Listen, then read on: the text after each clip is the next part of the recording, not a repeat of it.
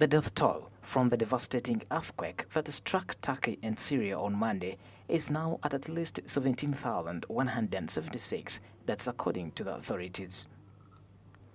The death toll has risen to at least 14,014. The Turkish President Tayyip Erdogan said on Thursday while visiting the impacted areas in the southern city of Gaziantep.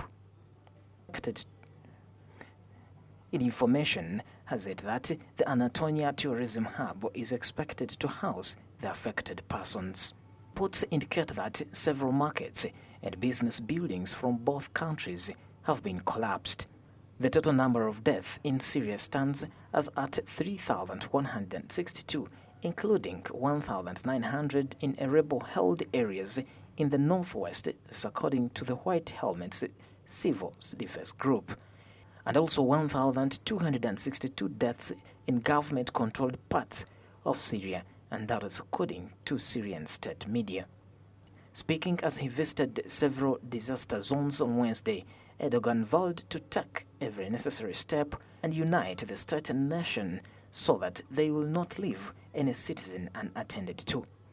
Earlier in the day, the president acknowledged public concern over government's response, admitting the state initially had some problems at airports and on roads, but insisting the situation is now under control.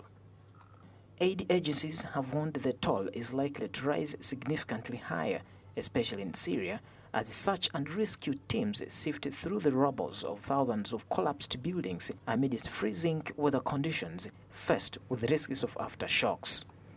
A number of factors have contributed to making this earthquake so lethal. One of them is the time of day it occurred. When the quake hitting early in the morning, many people were in their beds when it happened and are now wrapped under the rubble of their homes.